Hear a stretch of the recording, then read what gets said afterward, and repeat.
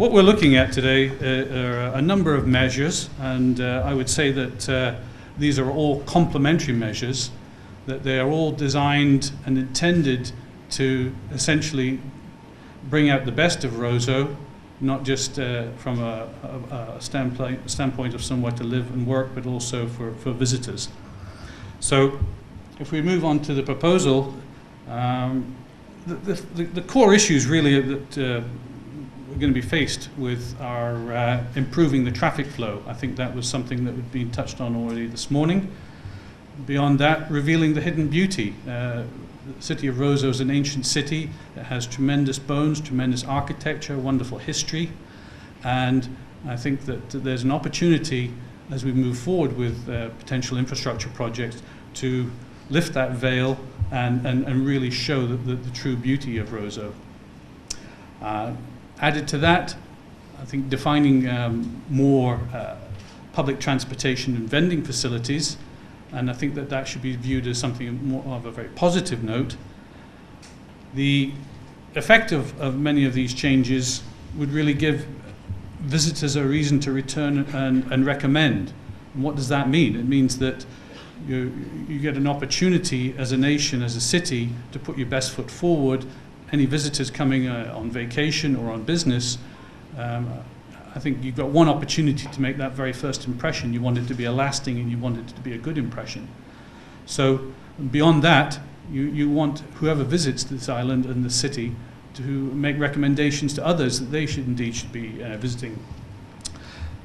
Beyond that, domestically, you're really looking for a reason for businesses to reinvest. So inward investment by the private sector into Roseau is a critical element. So if we move on, some of the issues that really need to be addressed to develop those goals as we outlined them. We talked a little bit about the city stormwater system and street upgrades. We'll move on to that in a little bit of detail. One core element is comprehensive traffic study. The volume of traffic, the number of vehicles on the road has increased tremendously since the last detailed traffic study was undertaken some 10 years ago. And in that timeline, there's almost been a doubling of the number of vehicles on the road. So that clearly has an effect in the thinking.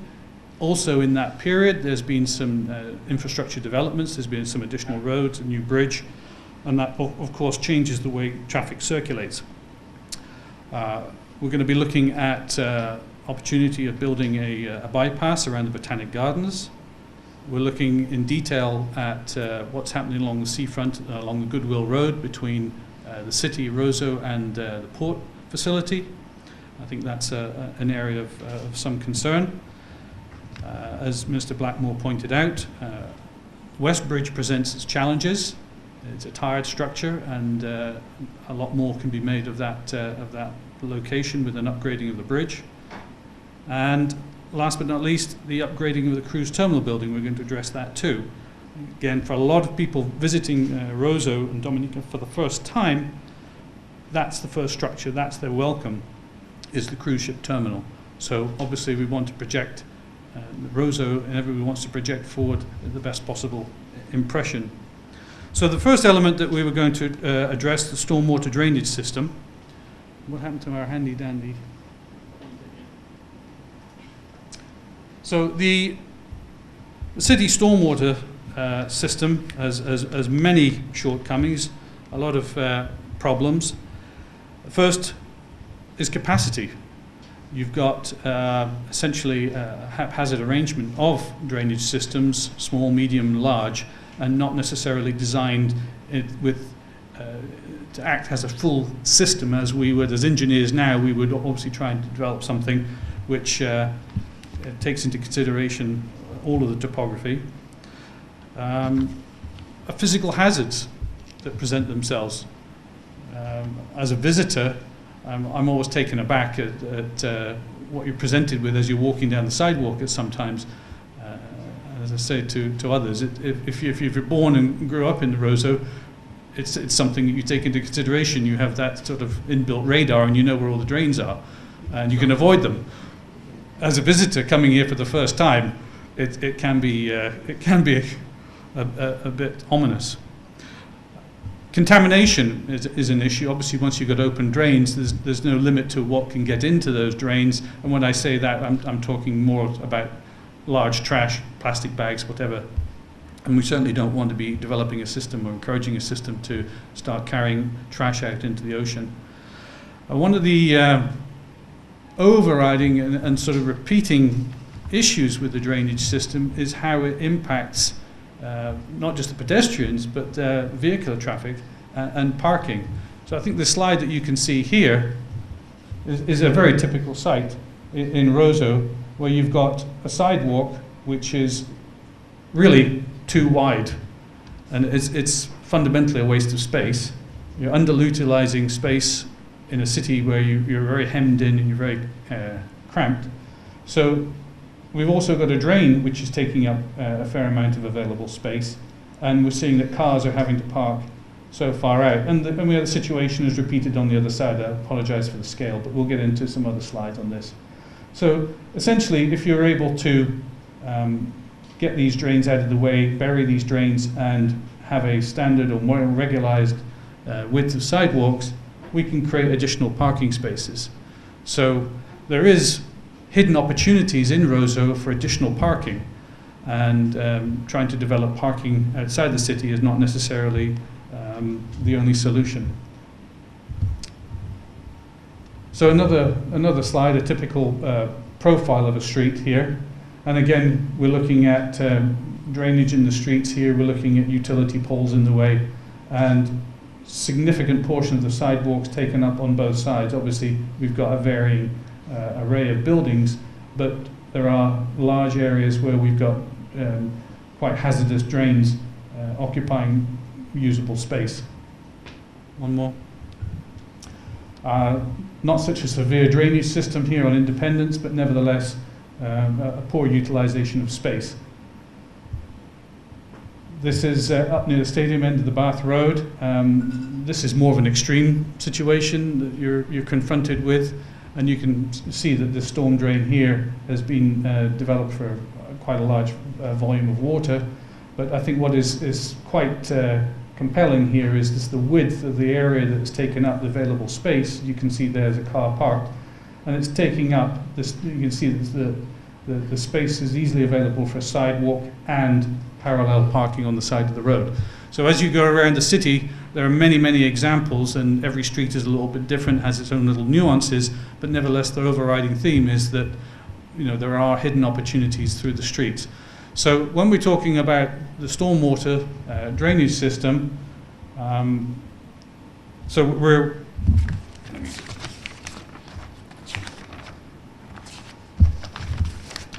what needs to really be undertaken is a full redesign of the drainage system to ensure that we can cope with the vast majority of situations. I know living in the tropics, there's tremendous heavy rains, tropical depressions, hurricanes, so on and so forth.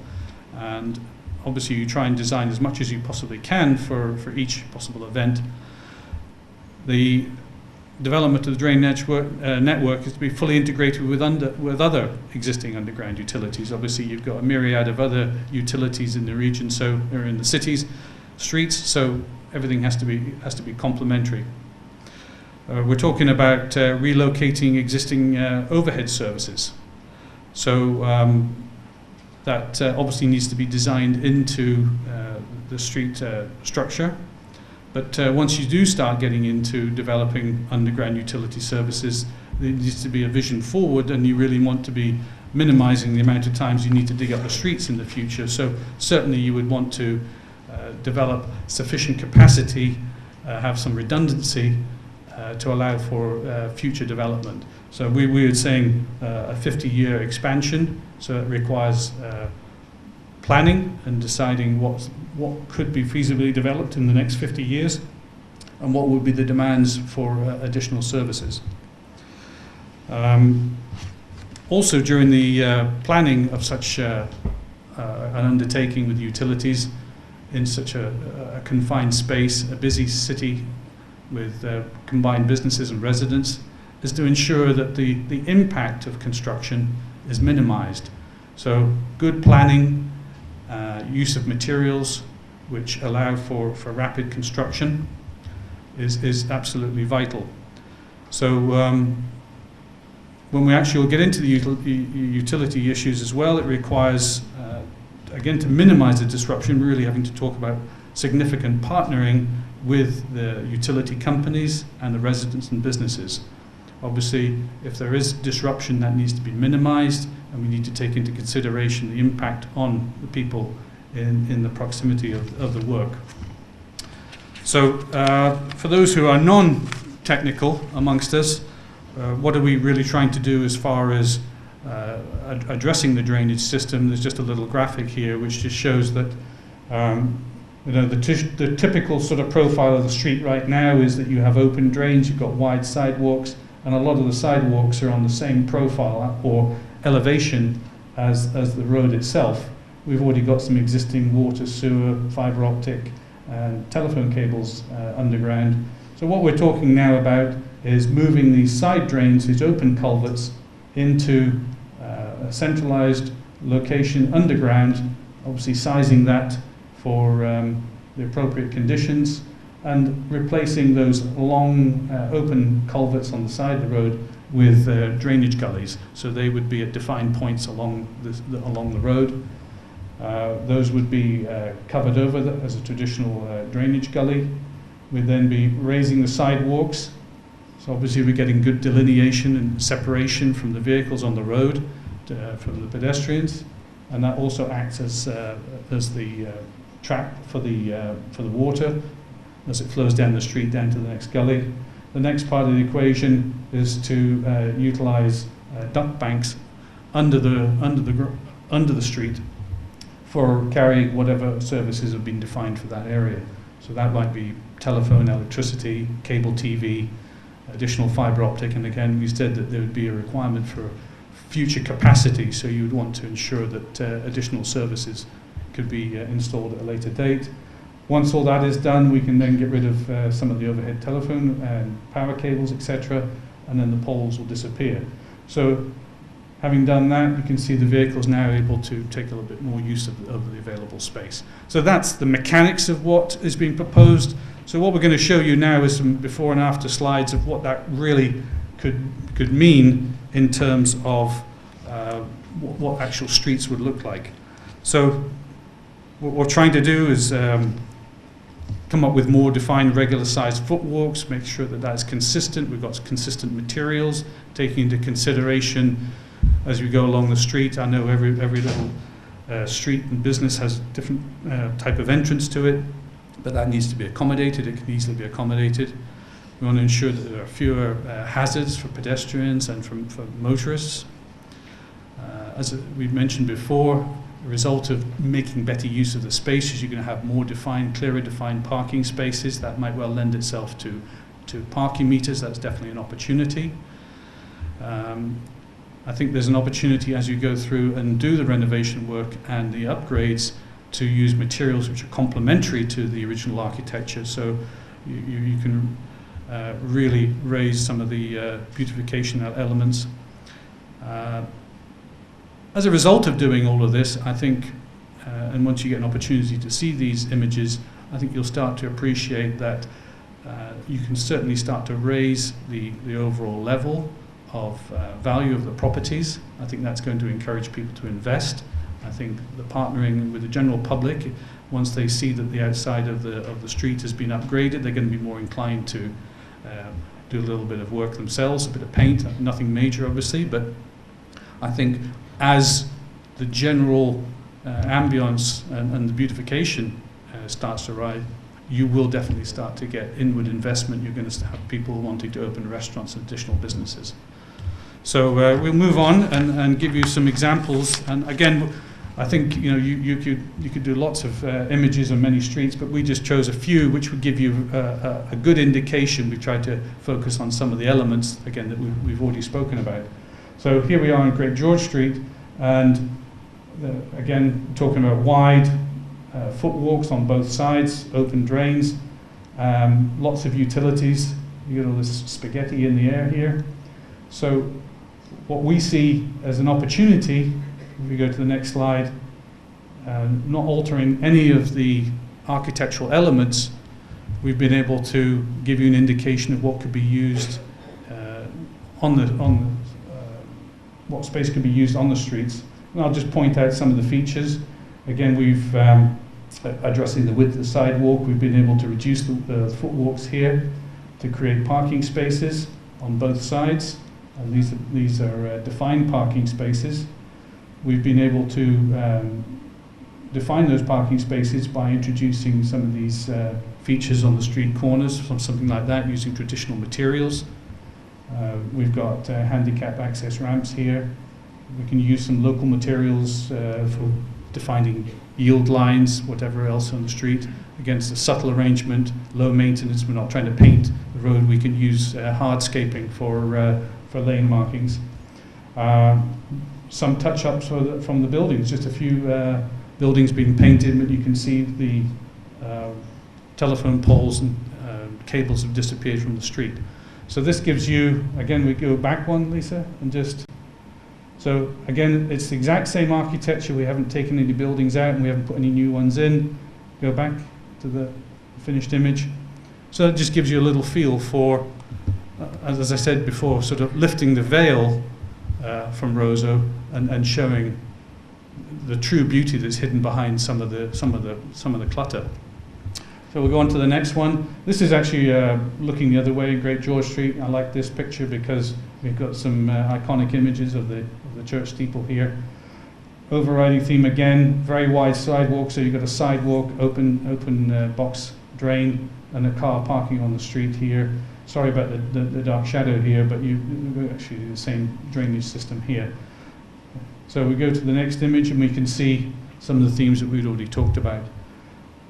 So again, we've increased the available parking space, make sure that we're delineating parking areas. Here you can see the intake for the drainage system, a drainage gully, which I think we're all used to seeing in many other parts of the world. This prevents a lot of garbage getting into the drainage system, little silt traps in there which can be cleaned out. Again, we're stopping the pipework system from getting blocked up. Gives us the opportunity also when we're doing the sidewalks, some planting, some beautification, and I can see that would be done in cooperation with the business owners. I think if government were to take the lead and do some strategic larger plantings, then I think that would definitely encourage residents and homeowners to then start taking care and introducing some of their own plantings outside. And I think that the overall image that starts to develop out of this is one which is very, very attractive for the visitor. I think that they will see that. Okay, so we're moving on to Hanover Street, and I know this is a very busy area. We've got the markets there. We've got a bus station in the foreground. So this street gets a lot of day-to-day traffic, both foot traffic and vehicle traffic. And I think everybody would agree that the street looks a little bit tired, but again, I think the bones can be brought out of this. If we go to the next slide, Lisa, I think that you can see that the beautiful architecture will just pop out. We don't have to do very much again with government doing the fundamental infrastructure improvements. Again, I think homeowners would be more than happy, and business owners would be more than happy to complement that by making our own additional efforts. So again, we go back to the previous slide and then come forward again. Yeah. So again, sort of pointing out the drainage intake system, how we can control the water. We've installed some of these on our image here, these bollards to prevent people from getting up on the curb. Hopefully there will be a balancing act between creating additional parking spaces and then preventing people from, as the Minister rightly said, you've got this habit of people parking in the streets and inconvenience. What does that do? It blocks up stores, prevents deliveries, it prevents a lot of people from even walking along sidewalks. So I think we've got one more. This is the north end of Independence. And again, I think the issue here you can see in the foreground is that there is no differentiation between a sidewalk, a parking area. We've got overhead cables in the way. So the next image just shows you what we can do as far as if we have a defined sidewalks, accommodation for people getting in, defined parking areas. It really does help to raise the whole impression that people have of Roseau, and I think it helps to manage traffic. It's something which can be policed much easier. It's something that's going to be easier to enforce, and essentially everybody will benefit in the city with the improved structures. So that's really, as I said, we could have done many more illustrations. There's lots of opportunities, and I think you can maybe as you walk around the city, you start to pick up some of these features and realize yourself what could be done. So that was really the street architecture as a result of undertaking the drainage upgrades.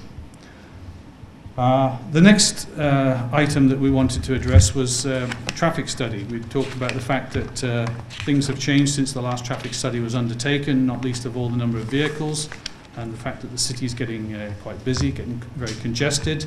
Added to that congestion, we've got on-street vending, which is part of the history and heritage of Roseau. The bus stations that are, let's just say, undefined in that sense. Everybody knows where the bus stations are, but they're not defined in the normal sense, and they can, at times of the day, can create significant congestion. So, really, what we would see in terms of a traffic study objectives,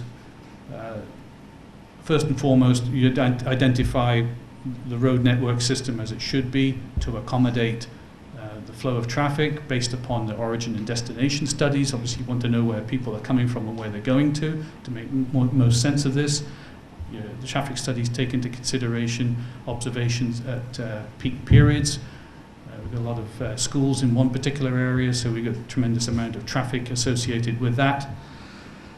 When we look at traffic scenarios, once you've gathered all the data, once you've taken into consideration facilities that might be added to improve traffic flow, and then run your analysis and equations, we then need to start projecting forward and saying, well, there's no point in just trying to develop a traffic solution and one-way system, whatever that may be, for today's situation, because it's a dynamic situation. We've always got development growth of the city. So as a bare minimum, we would take into consideration projected developments for the next 20 years. Where are we likely to see school development, business development? There might be a relocation of government offices, for example. So all these elements must come into the equation, so to speak. There are all these variables before you can really make a sensible decision about what needs to be built and at what point in time. But it is important to appreciate the fact that we are projecting forward to make sure that we're not doing this in 4 or 5 years' time and saying, why didn't you do this and why didn't you do the next thing? As part of the traffic study, we touched on the fact that you need to consider the bus stations, but parking is going to be a significant issue, and there needs to be adequate parking. I think as you go through and you start to appreciate street by street how much additional parking space could be created, there's still going to be a shortcoming. So there needs to be a consideration of how you accommodate people that are parking. And we've got two fundamental elements. You've got people that visit for a short period of time, they're in and out, they visit the business and then they're gone. But then you've got people that are coming in for a full day. So it's important to try and balance out how you accommodate everybody's needs. That would be taken into the consideration in the traffic study also, what ifs. And again, define bus stations, and that doesn't necessarily suggest a negative connotation when we're talking about bus facilities, because what you want to do is make sure that the bus operators have a good, clean, sensible, efficient operating centre, and then for the public, you want to ensure that they, in turn, have the right amenities, be it bathroom facilities or access to vending, etc. So, again, not necessarily a negative connotation, but it might suggest that the bus stations would function in a slightly different area around the city. So if we move on to the next slide, we'll show a map here.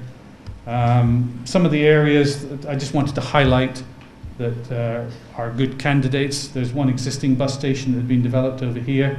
This is a fairly new facility. At a first glance, it's probably not of the right size.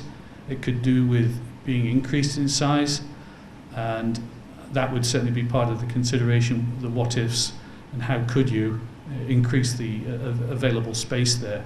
But it's certainly a prime location in terms of for ease of access for drivers getting in and being able to pick up the passengers. It is a very good location. Another piece of land just to the north here, right by the East Bridge, underutilized space but perfect for either overflow parking from the city or a bus station. Another location that's been identified, and these are not predefined, these are suggestions based upon initial review. Space right beside the stadium, which I think everybody would agree is underutilized at this point in time. There's a large area of parking. We saw a previous slide at the bottom of the Bath Road where you'd be entering a parking lot there. That's an ideal location for a combination of overflow parking and a bus station. So I think that, again, you've got very easy access into the city. It's not too far for people to walk, but highly efficient. You're right on the ring road area there, you're right beside the bridge. And it prevents a lot of additional vehicles coming into the city. And then down below on the high street, I think we've got one more area identified. Down here, there's the potential for additional overflow parking or a bus station. As I said, these are just initial what-ifs. The recurring theme with everything that you've been shown here is the fact that you're now trying to identify sensible locations which might be on the periphery of the city as opposed right into the center of the city. And I think that everyone would agree that if vehicles don't absolutely have to be right in the center of the city, then take a little extra time and move them to the periphery, and then the city, the flow of traffic, the businesses will actually be able to function far more efficiently. So that's one element. I mean, we could talk all day about a traffic study. It is very involved, and a lot comes out of a traffic study. And I think that a very good traffic study needs to take into consideration all those broad elements. So the next item that we wanted to identify was a bypass around the Botanic Gardens. And why is that essential? That the park right now, the Botanic Gardens, is a very popular destination for both visitors and for locals. And it really is a lovely facility for people who like to exercise in the mornings or evenings. One interesting fact is that for a park, at peak periods, we're getting over 600 vehicles an hour coming through there. So, you know, we're trying to encourage visitors and tourists and people to go and enjoy themselves there, and then you've got cars, motorbikes and trucks whizzing by. You know, you start to get a bit of a conflict going on there. So it is a bit of a hazard for visitors, and there's a bit of detraction. Obviously, you don't want to, if you're enjoying the park and the scenery and the tranquility, you don't want to be, being subjected to fumes coming off of vehicles, standing vehicles, etc. So the proposal here is to create an alternative route around the park, and I think that would help define the park a little more, actually. So if we go to the next slide, Lisa, we'll show a map. I think everybody is fully aware now that go to the next, there you go. So around the stadium here, there's been this section of bypass road, which has been introduced successfully, and now we're talking about continuing that bypass by, instead of having vehicles come through the traditional route, now identifying a route which would be on the periphery of the park, and it would be along the toe of the escarpment here. So you've got this very steep hillside here, and the road alignment that we've identified would actually bring you along the toe of that escarpment. So this is proposed to be a similar profile as the other portion of the bypass. It would be a 2-lane road. It would be lit. it would have well-designed drainage and a sidewalk facility. So I think that if we go back to the previous, just go back to the previous slide. So the idea here is that you, for the vehicles, particularly heavy goods vehicles that are coming from the north to the south, vice versa, you've created a facility to now allow those vehicles completely to avoid coming into the city. And at peak periods, when all the kids are being dropped off, I think everybody would agree that it would be nice to have an alternative route. So a very straightforward facility there complements, and the net product is that you've got a very efficient road and established some, as I said, some well-defined tranquil areas in the park. So we could carry on. So that was the alignment. As far as the park is concerned, we would suggest a slight relocation of the entrance to the park and complete the development with putting some traffic calming devices. Obviously, we don't want to start encouraging people to, again, start running through there.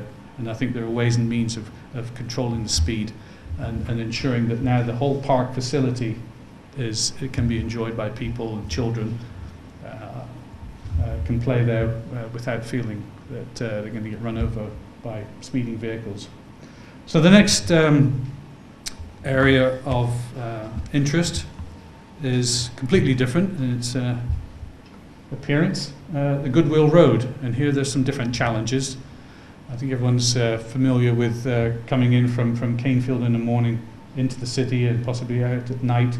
A very busy area, and we've got Charles Avenue and the road up to the college here, which generates some what we would call conflicting traffic movements, where we've got vehicles trying to pass in front of another, which obviously causes traffic to stop. So at least if you go to the next, what I mean by a conflicting traffic movement might well be defined as somebody coming north, wanting to turn onto Charles Avenue, and you've got quite a large volume of traffic coming from the north.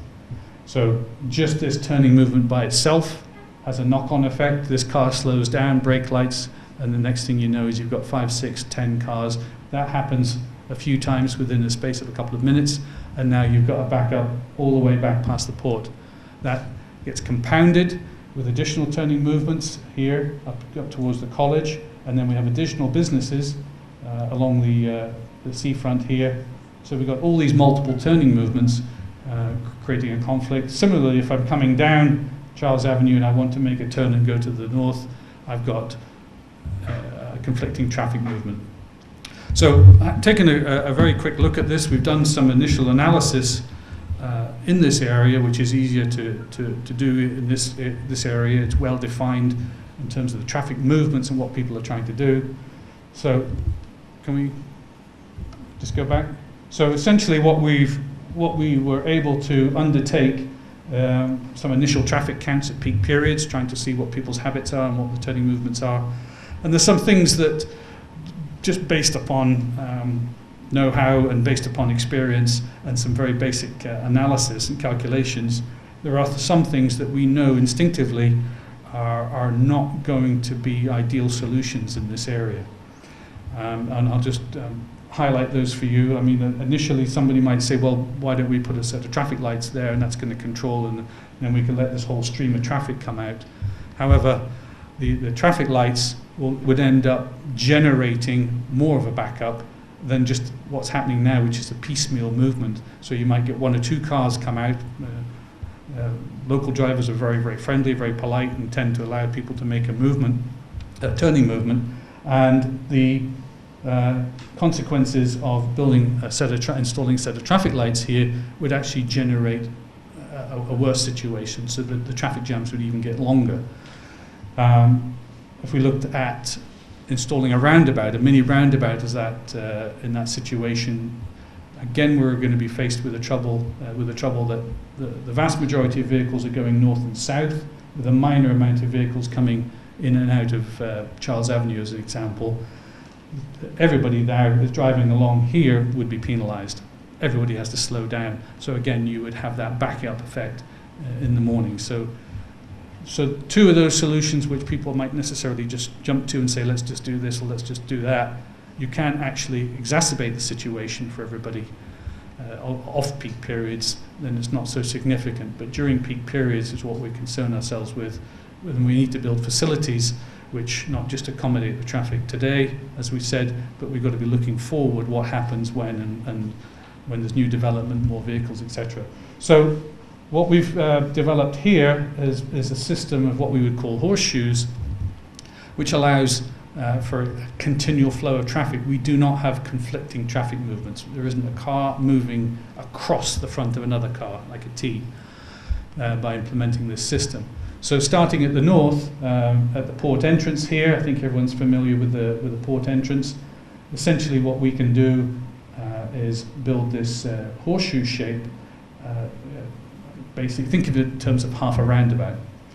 And between here and the point to the south, which is down near the Goodwill Savannah Park area, playing fields, we would have 4 lanes. So we know we've got 2 lanes coming in from Canefield here. That would transition here into 4 lanes.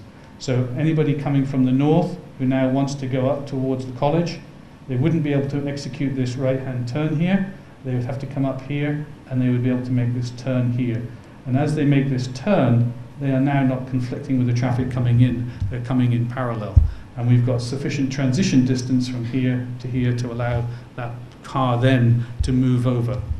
So that's essentially how you keep the traffic circulating, even when you've got high volumes. Okay, the speed through the whole system might slow down. That's just a pure issue to do with volume of traffic and transit speed. But the point is we do not have to have anybody stopping now. So if I'm coming from the college and I want to go to the north, I'm going to be required to make a left-hand turn here, because this is a divided highway, cannot make this turn. We go down, Lisa, to the next slide. Part of the accommodation here, because we've got a 4-lane highway, that presents a significant difficulty for many people getting across the road. You've got hidden vehicles because of the 2-lane configuration. So we would suggest and look at the feasibility of installing a footbridge at this location. Similar situation down there. We've got the Goodwill Savannah, Charles Avenue here. So again, if I'm coming down Charles and I want to go to the north, I have to come down this way, and I'm going to have to make a left. I cross over, I take this U-turn, and then move north. So I think you can start to see how this operates. Again, we're talking 4 lanes here. If I want to go into Roseau, I'm on the outside lane here, to the nearest to the Savannah, and I just carry on. This car making a turn this way does not impact me at all. Once again, we've got bus stops here. This is a busy area with people coming up, access to the hospital up the hill here, so to accommodate pedestrians getting across the road, contemplating a pedestrian footbridge. Westbridge is an ideal candidate for updating and replacement. The existing facility right now, we have a single lane bridge, but that single lane bridge is starting to deteriorate, it's starting to fail. The deck itself is fairly poor condition. The substructure is actually in good condition, but I think this view, what we call a substructure, is the concrete piers, columns that hold the structure up. The superstructure is what's it's really compromised in terms of its facility now, in terms of what traffic it can carry. You can see here we've got some deterioration of the beams. So what's being proposed here is to make use of a fairly healthy substructure. The concrete foundations and piers, abutments, are actually in fairly good condition. So these can be widened to allow a new superstructure. The beams in the deck is what we're calling the superstructure. We could extend the width, so if the existing pier is this width, we add on a certain amount of identical structure, and that would allow us then to put a new superstructure on top of the bridge. And the new superstructure would provide 2 full lanes. That would allow you to have 2 articulated vehicles, 2 big trucks up there, and at the same time have separated pedestrian facilities, 2 1.5 meter footwalks. So this is We got a couple of artists' impression of what we think this bridge could look like. And we've just tried to add a few interesting features to the structure. I think a lot of people would agree that whenever they visit cities, many of those cities are defined by iconic bridges, funnily enough. So what we tried to do was to make the structure a little bit more appealing, a little bit more interesting, just by adding some creative features to it. The existing structure is a little bit of a tabletop right now. You might appreciate that you sort of, as you come along, you ramp up and then you go along flat and then you come down again. So we've, instead of doing that, we're showing here that we've just lowered the abutment a little bit, the abutment seat, and then raised the piers a little bit to give you this nice curvature. Similarly, we've put some curvature in these fascia beams, added some attractive lights. So the structure here again, we've got some images up the front, but this would give you an indication of what the bridge would ultimately end up looking like. Another image, Lisa, I think we've got an indication. We can get quite creative with some lighting features, not just above the deck here, with some nice period looking sort of Victorian era lamps, but also underneath the bridge, a fairly cost effective but very interesting lighting system can be installed. LED lights can be installed underneath the girders, which give quite a beautiful effect in the evening time.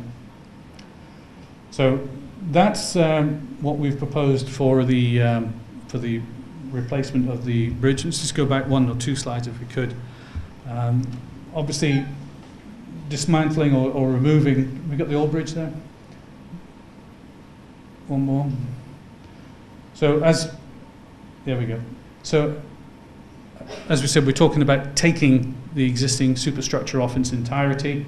We need to accommodate traffic because it's on this bridge is at the end of one of the busiest streets in Roseau. Then we've suggested the installation of a temporary bridge, a panel bridge, or Bailey bridges, you may be familiar with them. So we would actually be able to accommodate traffic through the area seamlessly and still be able to get on and do the construction work. The beauty of that Bailey bridge, that modular bridge system, is that it can then be taken down at the end of the project. It would be put into ministry depots and used either for emergencies or permanent replacements on tertiary roads, something like this. So a very simple solution there for maintaining traffic during the construction. Okay.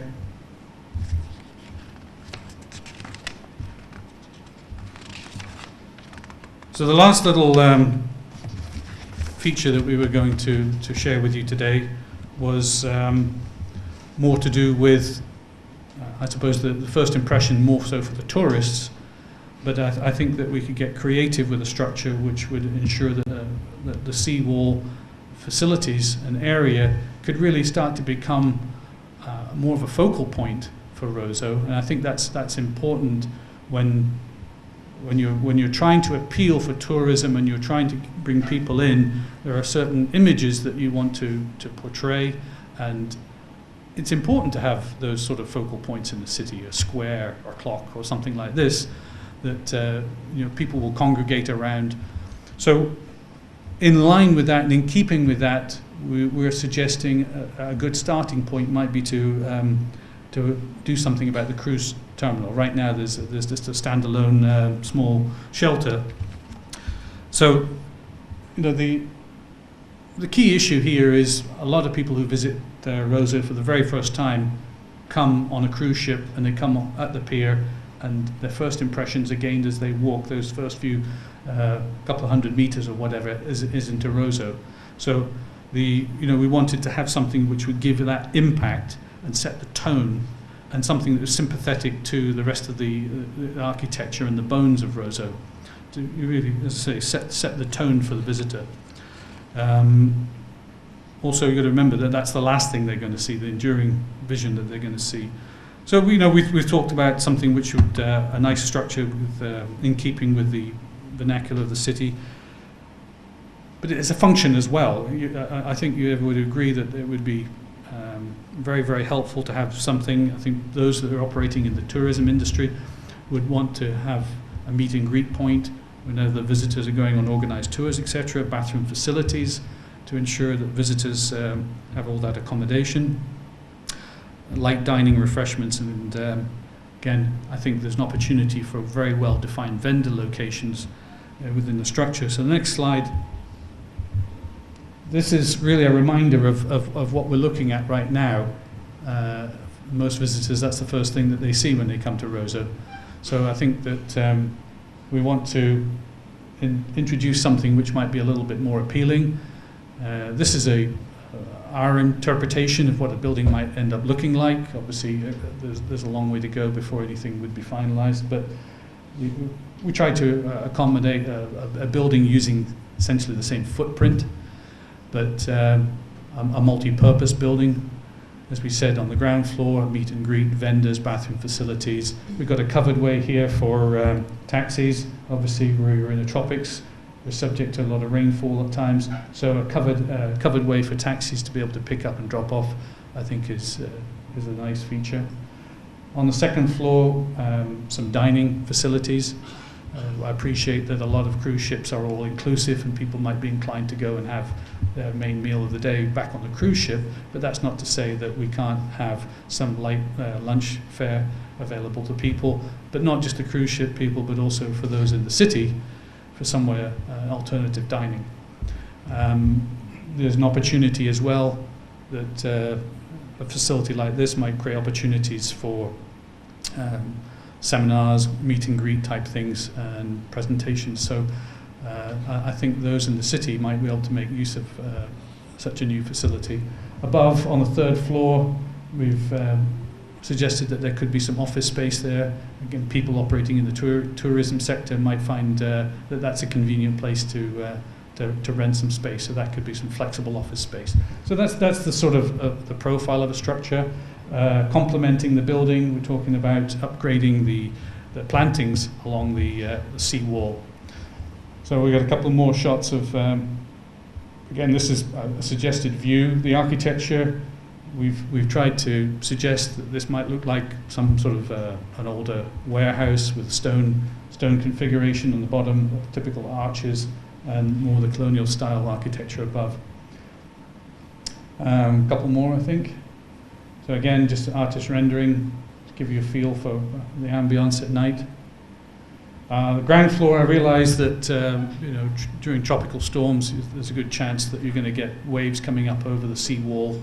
Might be able to protect that a little bit more than that. But the ground floor is really hard surfacing. We're talking about tiled surface, so even if water was to be able to get in, we're not talking about losing much in the way of the structure of the building. Water would be able to flow through it without doing any damage.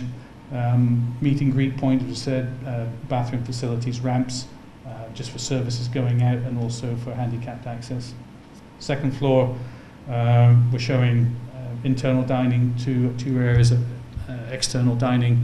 And there's a myriad of things and combinations that you could look at, but we just tried to think about a restaurant facility that might well be contracted. I mean, if you don't need to have all these tables available, you can sort of shut off one side of the restaurant and accommodate people on a reduced size. So I would think if such a structure as this were built, it would be a concession arrangement. Somebody would be able to bid on and have the concession to run a restaurant. Likewise, rent flexible office space above. So, and one more. While we're staying on the theme of the seawall, trying again to develop that focal point of the city, trying to make the very best of Roseau and create facilities where people would be inclined to meet, have entertainment, etc. So I think most people recognize this planting area. I think it's at the bottom of the Cock Street, I'm not sure which one, but there's a planting here which was formerly a fountain. It was a fountain. So so we could dig it out and let that go again. But what we've suggested is that there might be a fun opportunity to install a permanent stage. And I think as tourists arrive, there might be an opportunity for a band to be playing, something like this. During holidays, Independence Day is a venue for it to be outside on the seafront, and a nice big open space to have concerts. So these are some of the concepts, again, for along the seawall. So I think that's probably our last slide. And one more slide, I think, just to sort of recap what we're looking at and our vision for the new Roseau. We talked about the fact that putting drainage, upgraded drainage, design drainage systems underground gives us the opportunity for beautification and streetscaping. The new focal point on the seawall where the tourists first see Roseau. The West Bridge, upgrading that facility, improving the infrastructure, and another vision of the streetscapes. So that's really it. That's all the work is underground and out of sight. But what we can share with you is a lot of what the net result will be, the end result for the overall beautification and improvements to the infrastructure of Roseau. So hopefully that's given everybody a good insight as to what the possibilities are and how we can really make the best of Roseau.